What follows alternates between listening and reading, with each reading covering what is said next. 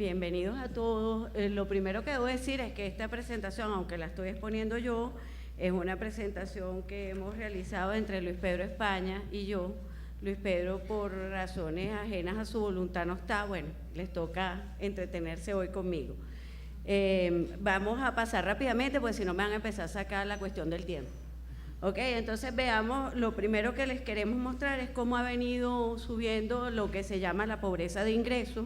Ok, ahí está la serie histórica, estamos viendo, esa es la pobreza en hogares y estamos viendo cómo desde que arrancamos con la ENCOVI, que fue en el año 2014, la pobreza estaba ubicada en 48,4 y 4 años después, en el 2017, la pobreza a partir de los ingresos se ubica en 87%.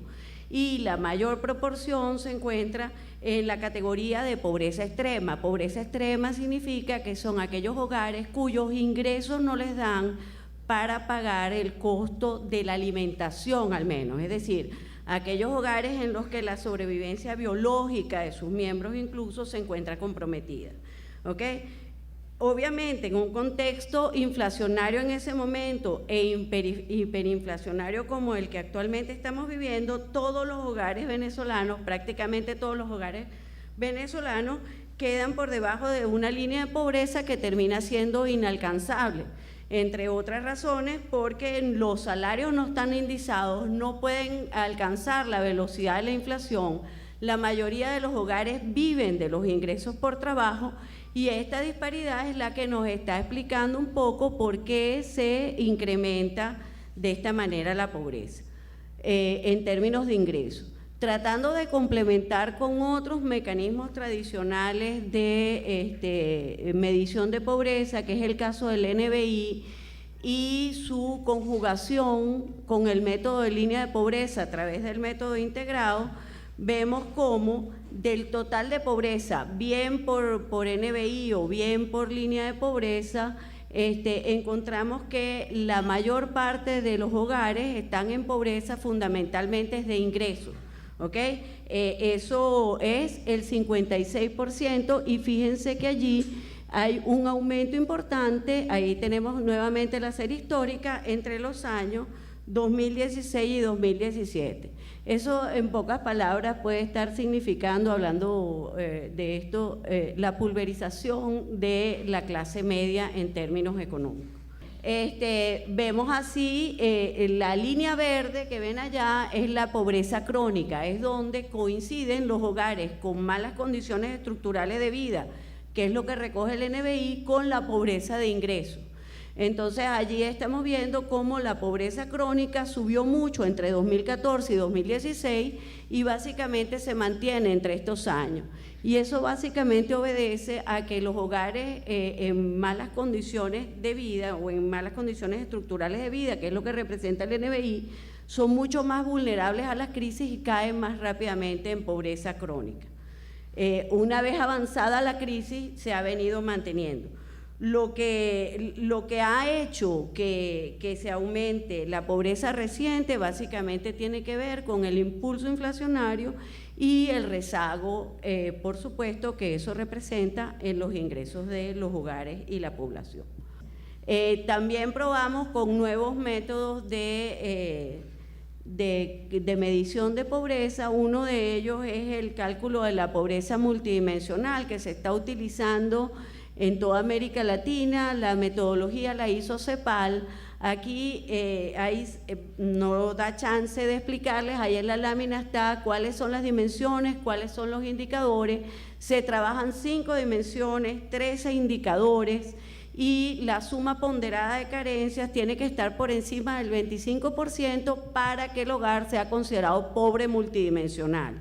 Eso lo que quiere decir es que tiene que tener varias privaciones simultáneamente para ser considerado pobre multidimensional. Cuando vemos la evolución de la pobreza multidimensional, vemos que sistemáticamente se viene generando un aumento.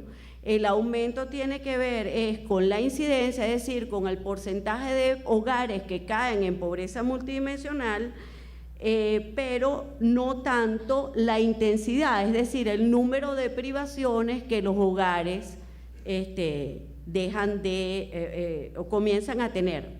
¿ok? O el número de condiciones que los hogares dejan de cumplir, ¿sí? Esta encuesta nos permitió, cosa que no era posible en las encuestas anteriores, esta encuesta nos permite revisar las desigualdades territoriales en el país. El país es muy diverso y el país normalmente suele representarse la situación de Caracas como si fuera la situación del país.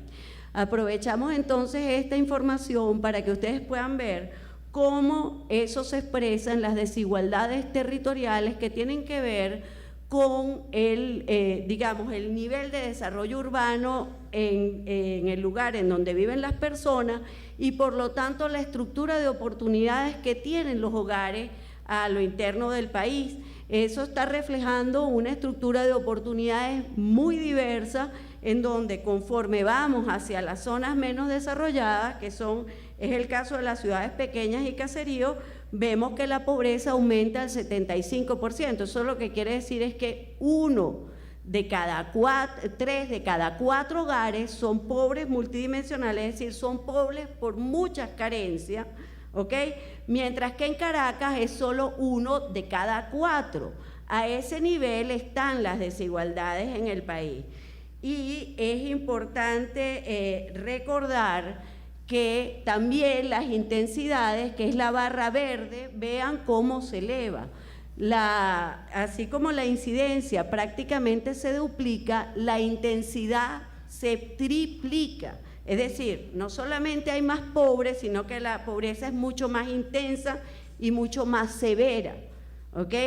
Y cuando lo vemos en términos poblacionales, en esas ciudades pequeñas y caseríos vive poco más de 25% de la población de Venezuela, mientras que en Gran Caracas vive menos del 20%, entre el 16 y el 17%, de manera que tenemos que ver el país en su diversidad, en lo que él representa, y vemos cómo esos promedios que estamos presentando nacionales a lo interno son bien heterogéneos.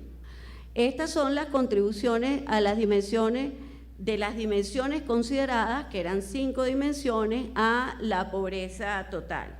Vemos allí que las privaciones que más aumentan su contribución a la pobreza multidimensional entre el 2016 y el 2017 tienen que ver fundamentalmente con el ingreso, como ya lo vimos a partir del trabajo con la medición de ingresos, y con la protección social, es decir, algún mecanismo de previsión social, tanto en salud como en términos de jubilación, discapacidades, etcétera. ¿Ok? Entonces, después del ingreso, que es la dimensión estándar, que se encuentra dentro de la dimensión estándar de vida, son la precariedad de los servicios a la vivienda, seguido de las propias condiciones de la vivienda, y el empleo y la protección social, las dimensiones que mayor contribución generan a la pobreza multidimensional en el país.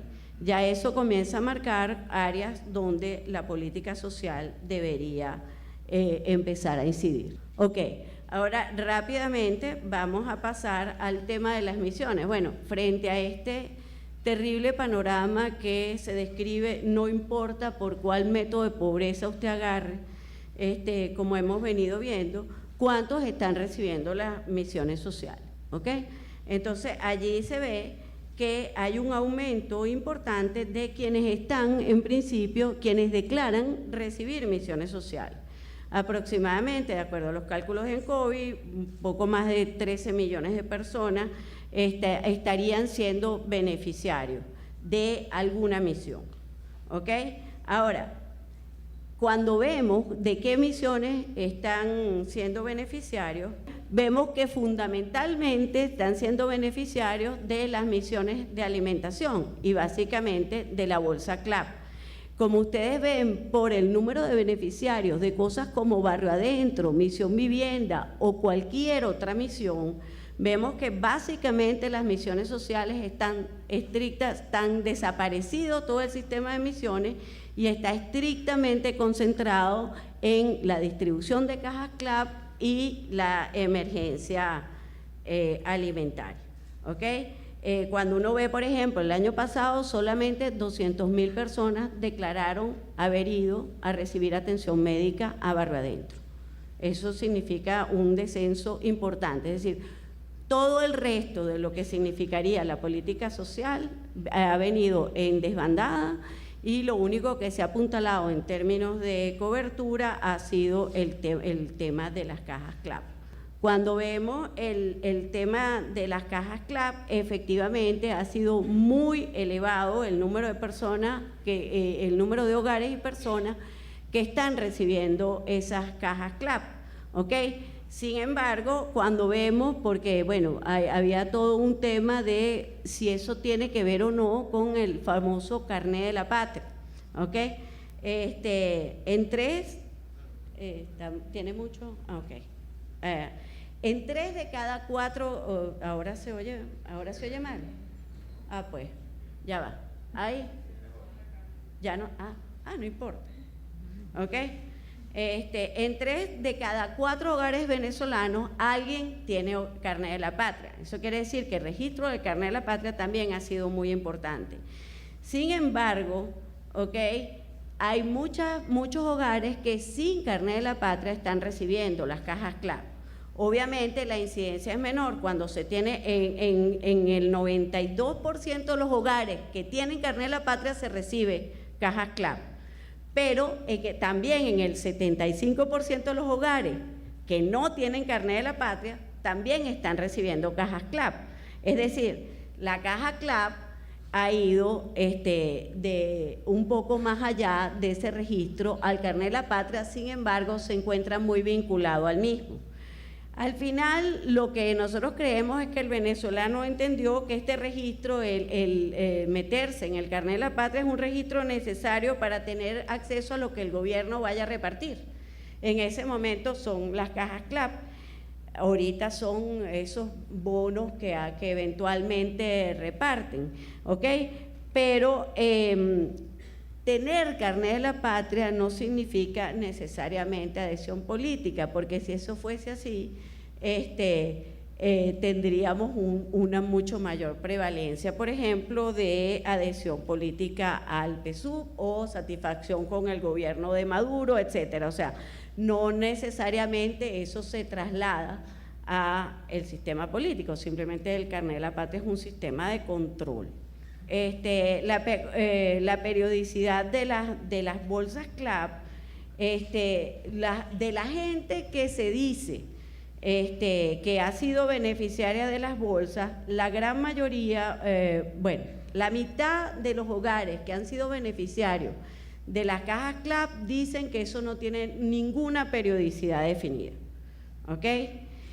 Y de esos, digamos, el 35% dicen que una vez al mes y un porcentaje mucho menor, estoy hablando de las barras que están pegadas en la esquina de allá, el 16% dice que lo recibe cada 2 meses, ¿ok? O sea que la mayoría lo recibe, cualquier día, algún día cuando el gobierno quiera y pueda, ¿ok?